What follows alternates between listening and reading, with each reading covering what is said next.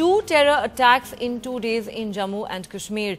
Defence Minister Manohar Parrikar has now confirmed that 2 terrorists have been killed in the encounter that followed a fresh attack this morning on an army camp in Samba near Jammu. This attack comes just a day after the terror attack at a police station in Kathua in Jammu that left 3 security men and 2 civilians dead. The 2 terrorists involved in that attack were also killed. Today's attack began around 5:50 this morning. The army soon moved its infantry combat vehicles from Jammu towards the encounter site and reinforcements were brought in. Militants threw grenades inside the army camp. The highway was subsequently closed.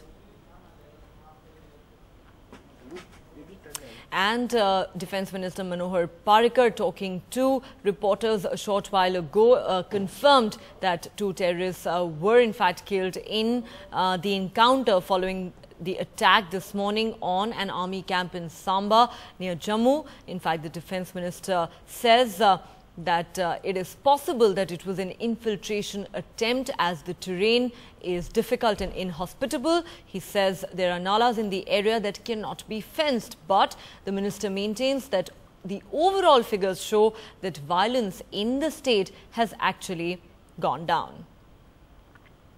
And tracking that story for us is my colleague Shudhi Ranjan Sen, who joins us on the phone line. Shudhi, the Defence Minister there confirming that 2 terrorists have been killed in today's encounter. What are the details? Can you share with us? Well, I mean, still the operations, mopping up operations, as far as we can understand by speaking to the Defence Minister, is still going on. And so, therefore, he didn't want to comment more, on the situation that's happening. He did confirm that 2 had been killed. And also the fact that the overall situation in Kashmir is not alarming. And that is shown by the figures that is there. However, the bigger worry that the minister did not want to talk about is the infiltrations that are happening. The IB is being guarded by the Border Security Force. That's the international border is being guarded by the international force. And this is not the first time that we are seeing such infiltrations happening. Yes, the terrain is difficult out there. There are several nalas, there are several rivulets that pass through, and it's difficult to fence these areas. But what it indicates, if you look at the incidents that have happened in the past 2 years, is that there is perhaps requirement of reorientation of the forces and the deployment thereof of the forces that are there. Because repeatedly we are seeing these kind of attacks, 1 or 2 terrorists sneaking in through the international border and and attacking either civilians, police stations, or army installations. So that is something that the government of India needs to worry about.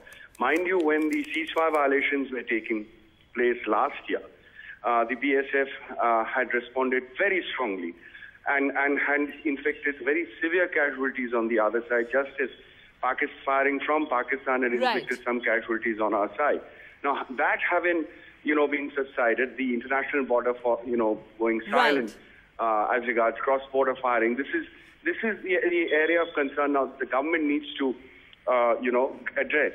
But however, the BSF is under the Ministry of Home Affairs and it's not directly controlled by the Ministry of Defence. So this is inter-ministerial coordination that needs to be done. There needs to be some rethink about, how you deploy your forces on the ground. Yeah.